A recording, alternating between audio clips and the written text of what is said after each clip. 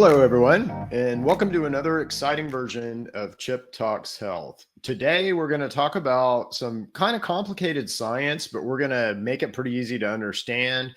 And we're going to talk about the endocannabinoid system and how the endocannabinoid system really plays a role in how your body functions, how your cells talk to each other. So the way that I study things is really from the cellular level. If you understand things at a cellular level, then you're going to understand things at a systemic and a more, let's say, broad level. But everything with us starts at the cellular level, and even more finer than that, the mitochondrial level. So if you think about something that has a nice ring to it, a nice like musical note, something that is playing a frequency like a guitar.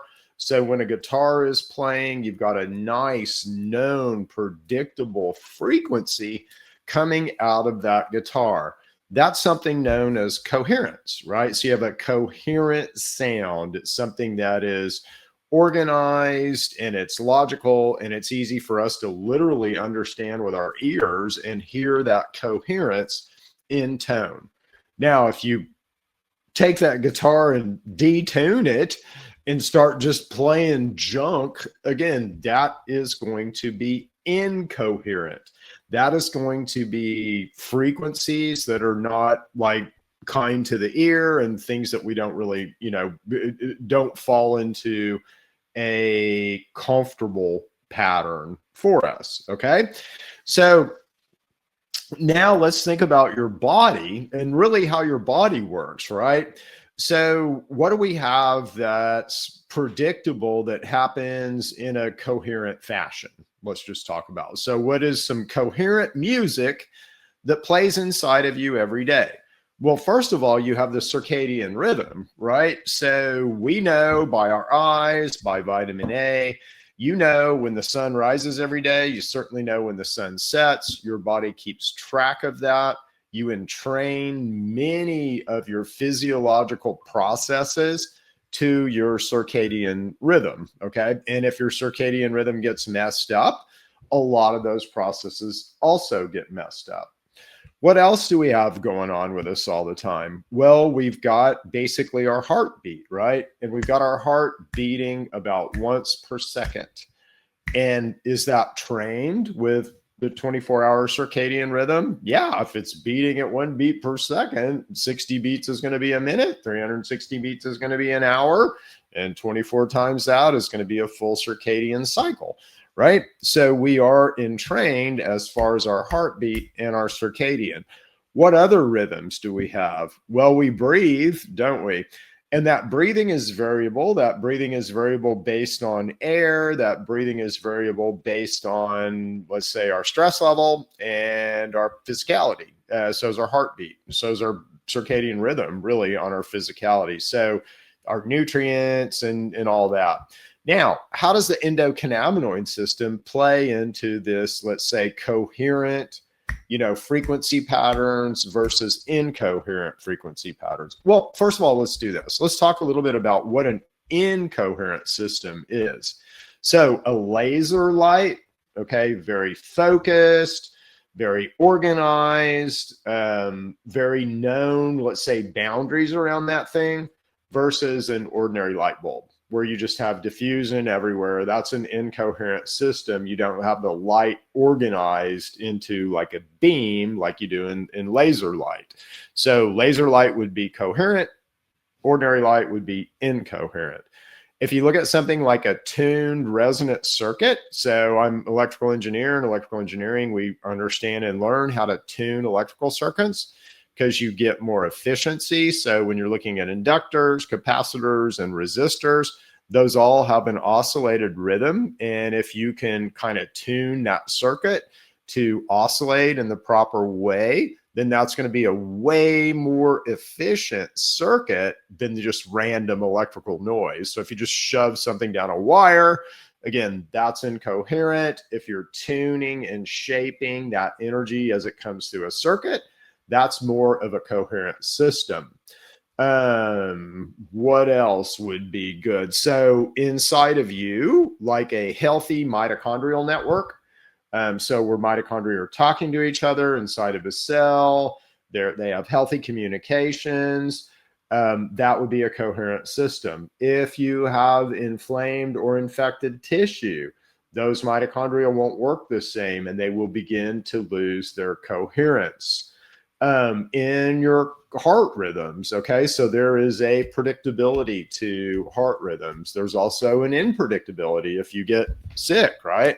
And that will cause problems. So there's neurological coherence, so your brain waves, gamma and beta, and different type theta waves are all different types of waves that have to be synchronized.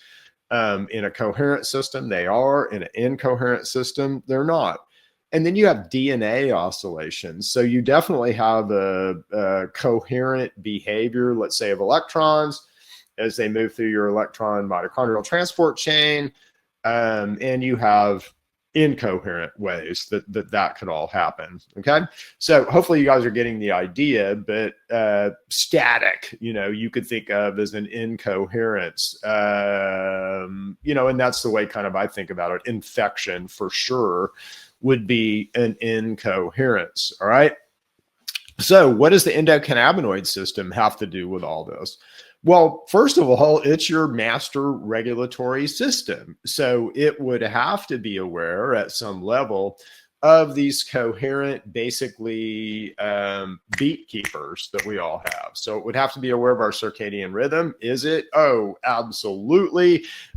Through vitamin A, through our basically retinal receptors, and those are throughout our body. In fact, your vitamin A receptor is something that's very common to cells. It's almost on every single cell, and it's a major receptor in our body. So we understand, let's say, our circadian through that vitamin A receptor, and that's a super important part of our function.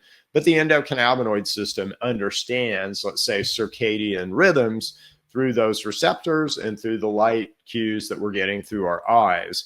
It also obviously understands heartbeat and rhythm. It's somewhat in control of heartbeat and rhythm, so it definitely can change your heartbeat and rhythm. And it's certainly in control of your breathing. So, your breathing and your heartbeat are things that kind of happen automatically, but they happen with feedback, and they happen through a feedback loop. And this is what the endocannabinoid system does. Further, the other thing that the endocannabinoid system does is it literally is the backbone of coherence. So if I'm a cell and I want to be by myself, if I want to be a little individual cell, right? So if I want to just kind of do my own thing, I'm not going to be concerned with the endocannabinoid system. I'm not going to really be concerned with those communication pathways. I'm not even going to express maybe receptors to talk to that system. But if I begin to not understand coherence, and if I begin to want to synchronize with the rest of the body, be in coherence with the rest of the body, and is this important? Yeah, for a heart cell, it's super important, or for any other cell in your body, really, but certainly for certain cells, it's super important.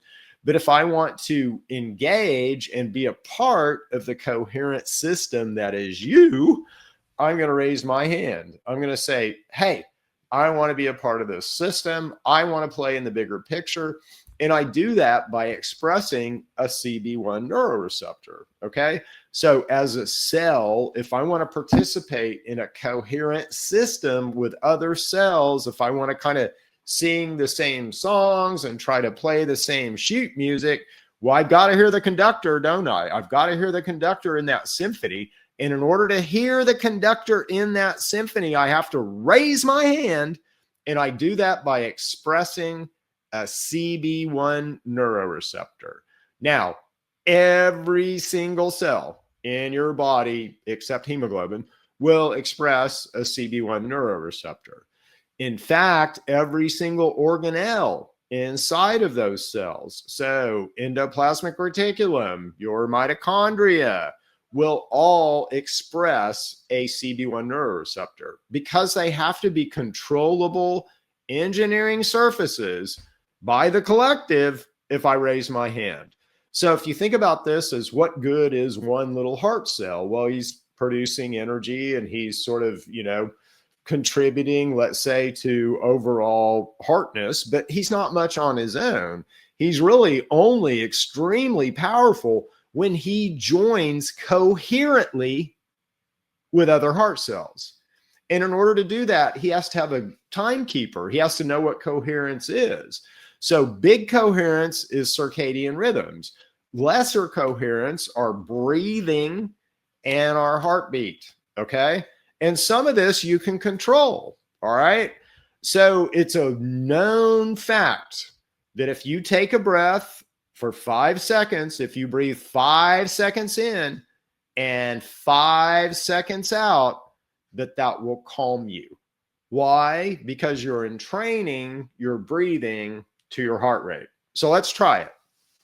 Take in a breath. 1, 2, 3, 4, 5. Exhale. 2, 3, 4, 5. Let's do it again. 1, 2, 3, 4, 5. 1, 2, 3, 4, 5. Do you notice anything? Do you feel calmer? You should, because when you begin to entrain your breathing with your heartbeat, you develop coherence, and that coherence is translated through your nervous system, and the result is calm. Pretty cool, right? So does this train back to diet? Absolutely. Absolutely. And again, you hear me talk about this all the time. What's the biggest dietary tip that I could ever give you? What is the most important dietary fact that we all should pay attention to? It is the balance between omega-3 and omega-6 fats. Omega-3 fats are essential. You have to have them every day. Omega-3 fats are essential. You have to have them every day. You have to balance these fats. This is so important. If you're not balancing these two fats, you will begin to lose cellular coherence. Why? Because omega-6s are not as electrically active as omega-3s. You basically narrow the bandwidth of communication if you pack your cells with omega-6 fats versus omega-3. When you pack your cells with omega-3 fats, you open up basically that spectrum, that electrical spectrum of being able to listen and being able to react. Right now, we are all malnourished as far as omega-3 fatty acids. So we're all basically, let's look at it this way. So by our overconsumption, well, real quick, what are essential things? Dietary fats, in particular, omega-3 and omega-6 fats, they have to be eaten in balance. Protein, and in particular, 9 essential amino acids that you have to have. Most of us are infected with something. So from the 9, we don't build the conditional amino acids. So we might as well supplement with those. What does that look like? Collagen. Okay. And then the last area is multivitamins. So, and especially vitamin B and C. So we're all malnourished as to these things. We're malnourished as to omega-3, we're malnourished as to collagen proteins, and we're malnourished as to B and C vitamins. So if you think you are, let's say, coherent, Chip, I'm doing everything right, I'm going to have a coherent system. No, you're not, because we're just beginning to realize some of this stuff. So you'd have to be a God-led savant to be on the beam just yet, because the beam really isn't present in science. We're just developing what the beam looks like. But certainly you have to have those essential nutrients if you're going to develop a coherent system. And without omega-3, omega-6 balance, you're going to be tuned down to a very, very narrow coherent band. That doesn't work. You need a wider band for more coherence. So just by our overconsumption of omega-6 fats over omega-3, we're hurting ourselves, okay? We're hurting ourselves. Then if you go to the conditional, basically amino acids that all of us are deficient in, you can't signal without certain amino acids. You can't basically build the proteins that you need to run your body. You can't build brain proteins that you need to signal. They'll come out as weird beta amyloid plaque proteins, which will cause you to have Alzheimer's and Parkinson's. So these dysregulations in coherence are the underpinning causes of disease. You hear me talk about all the time, malnutrition and infection are the root causes of disease. Well, what underpins those? Coherence. If you lose coherence, again, you're going to suffer. Something's going to go wrong. Things are going to go break. If you have a bunch of cells that are incoherent, if you have a bunch of heart cells that are incoherent, how are you going to build a heart? How are you going to build a functioning heart? Okay. So coherence is something that keeps our longevity. It keeps our function at a high level. It keeps us from being infected. It keeps us entrained to all of these God-given natural rhythms. And we're supposed to train to the sun. We're supposed to train to our heart. We're supposed to train to our breathing. That's just the way that we work. That's just the way that we work. Okay. So practically, what can you do to increase coherence? Well, you absolutely have to meet your essential nutrients. Okay. And that's why we built in TrueMedX. That's why we have an essential nutrient bundle. It's just so important. Everybody needs these things. You have to balance omega-3, omega-6. You have to get the collagen peptides associated with our deficiencies of the 9 amino acids, or you just have to take a lot more of the 9 amino acids. So that's what we're doing in our supplement program is we're giving you the conditionals, but we're also giving you a bunch of the essential amino acids so that you will be able to build conditionals and your body will function properly. And then B and C vitamins. And again, our multivitamin has a therapeutic dose of all the vitamins in it. There's no reason to separate those, but it certainly has a therapeutic dose of the B and C vitamins. So our essential TrueMedX bundle is targeted at coherence.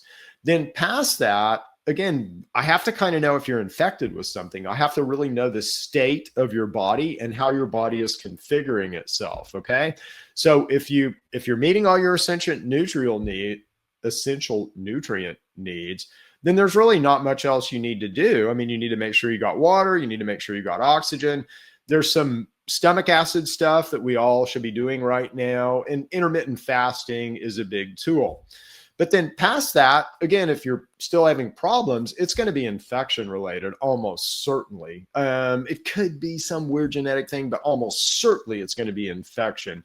And really, there's only 3 major types of infections that we see. So small intestinal bacterial overgrowth, H. pylori, or parasitic infection. There's obviously other ones. There's a lot of viral stuff and stuff, but I would say, 95% of the people that we see have one of those 3 things. Or a virus. And again, how do you treat SIBO?